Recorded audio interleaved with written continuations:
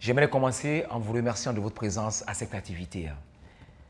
Aujourd'hui, nous allons parler d'une personne assez méconnue à mon goût, pourtant très présente dans votre ville.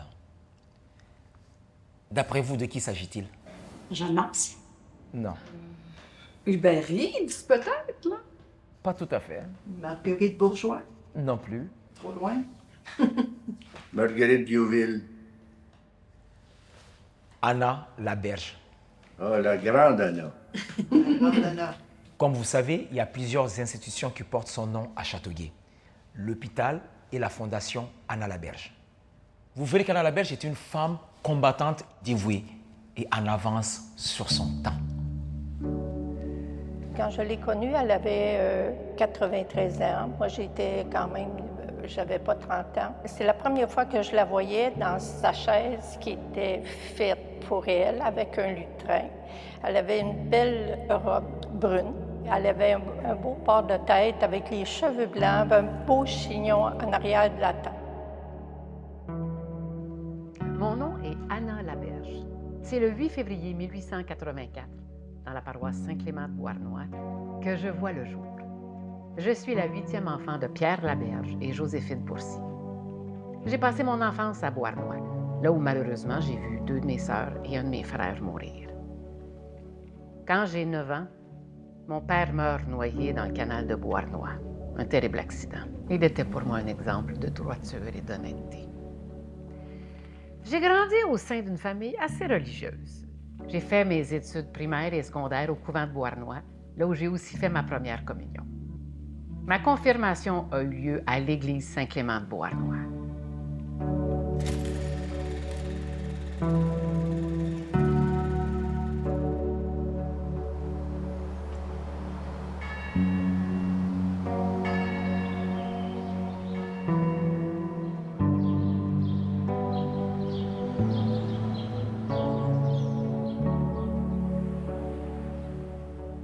Comme vous pouvez le constater, son histoire ne commence pas à Châteauguay, mais bien à Beauharnois, là où elle a vécu avec sa famille sur une ferme.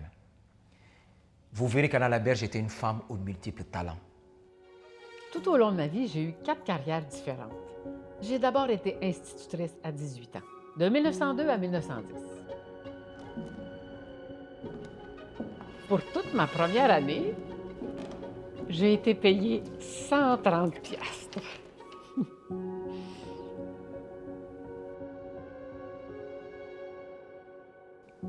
Que pensez-vous de ça?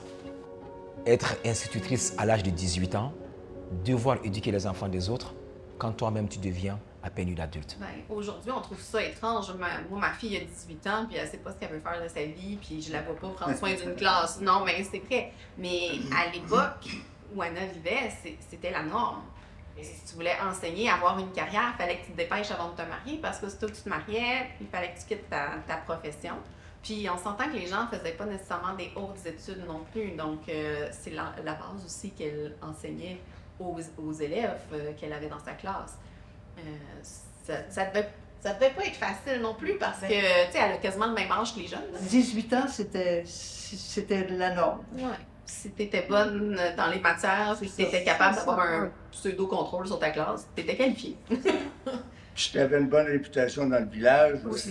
L'inspecteur des écoles me disait, OK, elle, on va la prendre, on va lui donner 400 pièces par année, chauffe le poêle à bois. Les matières étaient restreintes aussi, c'était pas... Tu avais le catéchisme, ça, c'est Le sûr. catéchisme, ça, c'était bien important. Un peu de mathématiques, un peu de dictée. Puis elle n'enseignait pas non plus dans un couvent, c'était des écoles de rang. Fait que, tu sais, c'était des enfants souvent d'agriculteurs. Que, La première à la 7e année. C'est ça, c'était la base de la matière.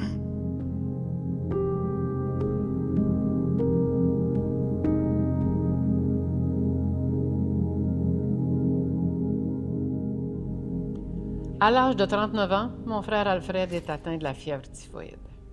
Je mets fin à ma carrière d'institutrice pour veiller à son chevet. J'ai alors 27 ans.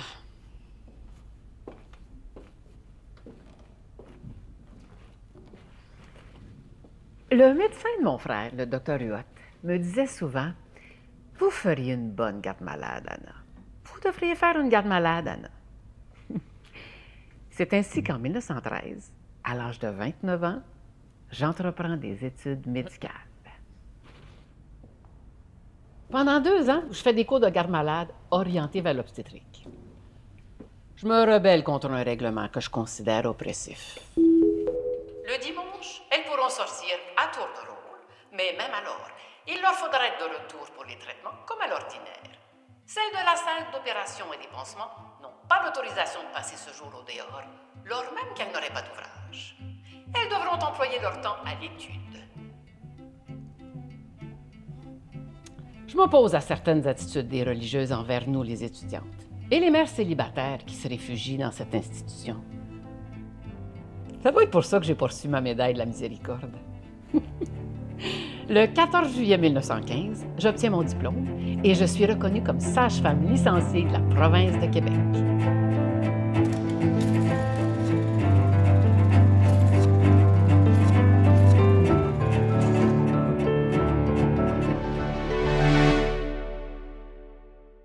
Je m'oriente vers la pratique privée puisque je suis laïque et que je m'exprime uniquement en français.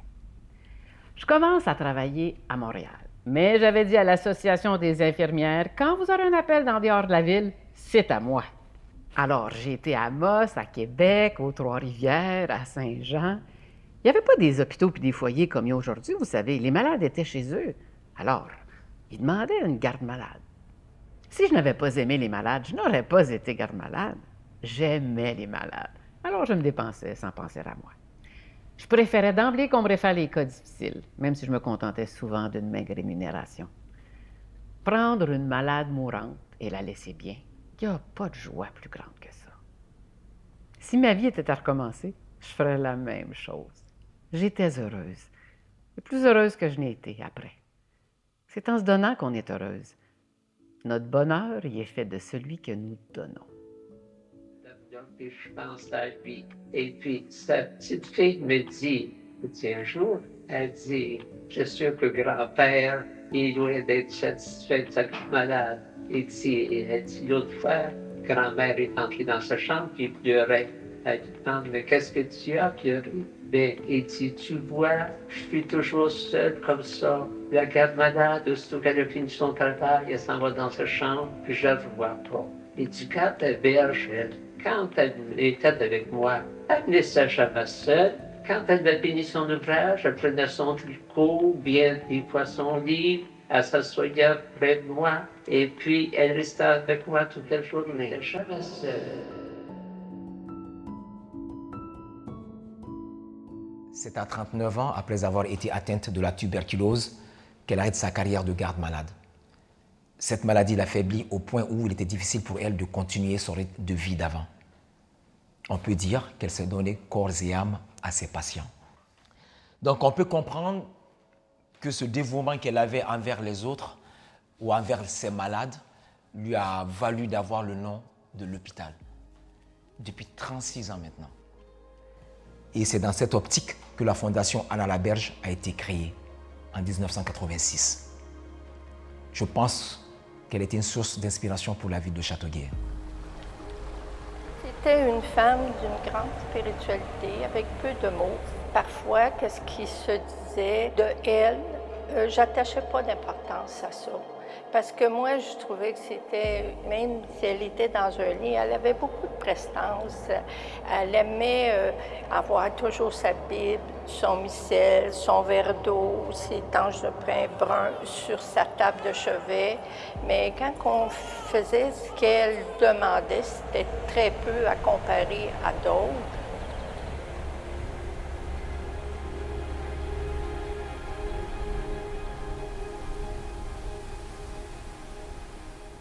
Que pensez-vous de la position qu'a pris Anna durant ses études et sa carrière de garde malade? Moi, je crois qu'elle a eu beaucoup de courage de prendre certaines décisions, vu le clergé qui avait du pouvoir.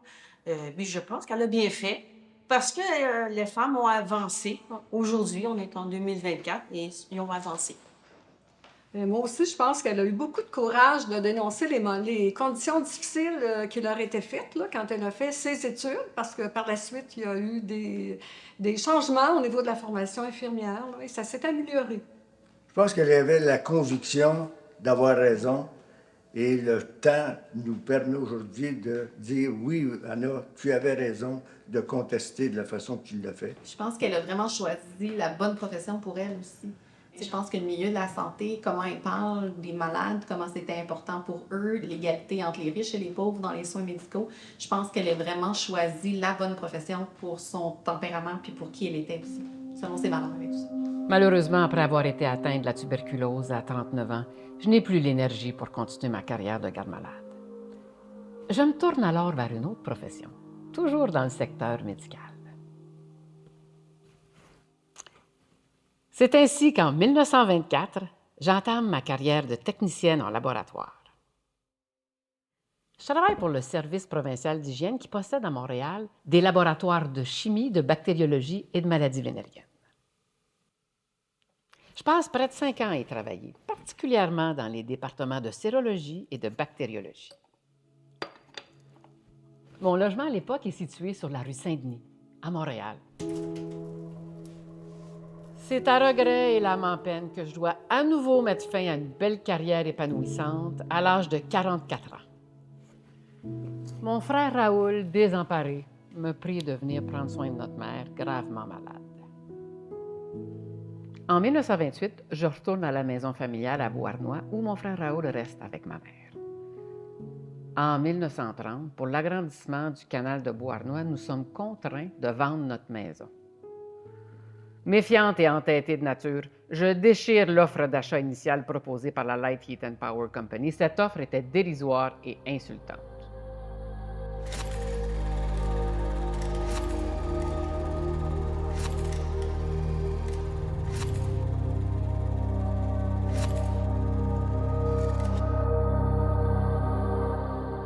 Je suis obstinée.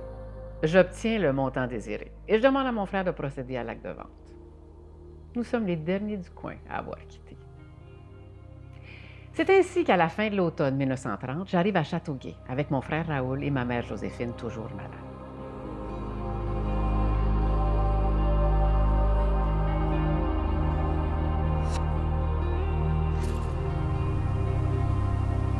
Une fois à Châteauguay, Anna et sa famille louent une maison au bord de la rivière, sur le boulevard Salaberry Nord. À cette époque, les inondations étaient fréquentes, dues à la fonte des neiges sous la rivière. Pour cette raison, l'année suivante, pour leur installation, Anna trouve une maison sur la rue principale. Anna demande à Raoul, son frère, de l'acheter. Anna Laberge, elle, avait un frère aîné qui s'appelait Albert. Albert, c'était un journaliste à la presse, c'était un écrivain. Et Albert Laberge, connaissant beaucoup d'artistes, un jour, lui a amené en visite chez elle un sculpteur qui s'appelle Alfred Laliberté. Ce que Anna raconte à Yvon Julien, dit, bon, il m'amène Alfred Laliberté, ça va, mais elle dit, tout le temps qu'il est là, il me regarde d'une drôle de façon, j'aime pas ça, ça me met mal à l'aise. Alors, ça finit comme ça, la liberté s'en va, tout ça. Et quelques jours plus tard, elle reçoit un colis, une boîte. Dans cette boîte, il y a sa tête, sculptée par Alfred Laliberté, qui lui rend hommage.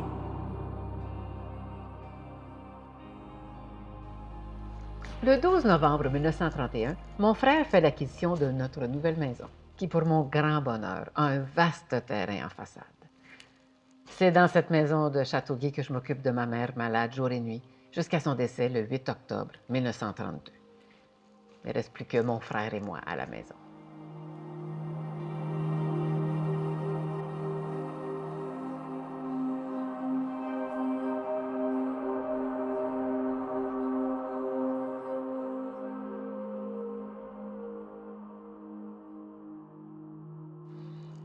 Peu après la mort de ma mère, je me lance à la recherche de mes ancêtres. C'est comme ça que je commence ma carrière de généalogiste. J'ai fait la généalogie des Laberge, puis celle des Boursiers.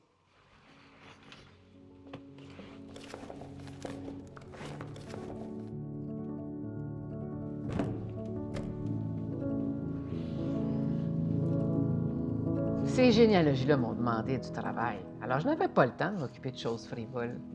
Il y a du travail là-dedans, beaucoup de recherches. Quand on commence ça, la généalogie, c'est tellement passionnant qu'on ne peut pas s'arrêter.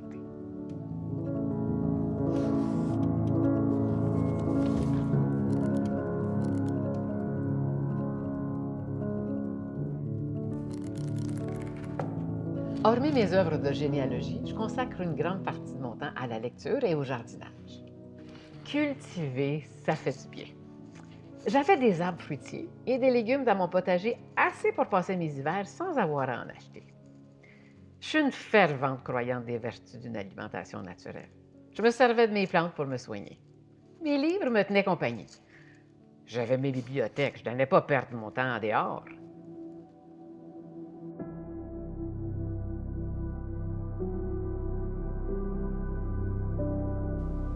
C'est ainsi qu'Anna a passé sa retraite à Châteauguay, la plupart du temps enfermée chez elle, à faire son jardinage, à lire, faire ses potions et la généalogie de sa famille. Jusqu'au jour où, le 16 juillet 1974, Anna fait une mauvaise chute et se fracture la jambe. Elle est hospitalisée à l'hôpital Saint-Luc pendant 3 mois, puis transférée dans une maison de convalescence où elle reste jusqu'au 12 décembre 1974. De retour chez elle, Anna n'a plus la même autonomie qu'avant. Le matin, une voisine vient déverrouiller la porte de sa maison, une autre vient la verrouiller le soir. Le 9 avril 1982, à l'âge de 98 ans, Anna Laberge meurt. Elle est enterrée dans la fosse familiale à Beauharnois.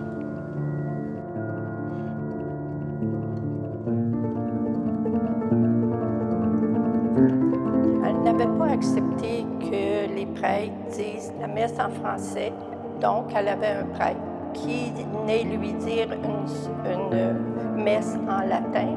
Le jeudi, il est venu, jeudi saint, et elle est décédée après, à 98 ans.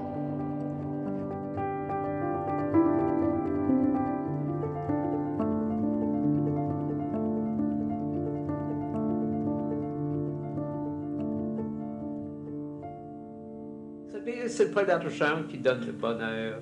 Ça donne bien des petits avantages, mais ça ne donne pas du vrai bonheur. Notre bonheur, il est fait de celui que nous donnons. Bien là, quand je m'en allais avec mes 40 piastres, j'étais heureuse comme une reine ne peut pas l'être. Voyez-vous, je l'avais laissé bien. Et puis, ils étaient bien inquiets d'être obligés de payer une garde malade pendant si longtemps. Alors, je m'arrange avec 40 piastres. Ils étaient heureux. Eh bien, moi, je l'étais. C'est ça notre bonheur. Celui que nous donnons à notre bonheur. Expérimentez ça.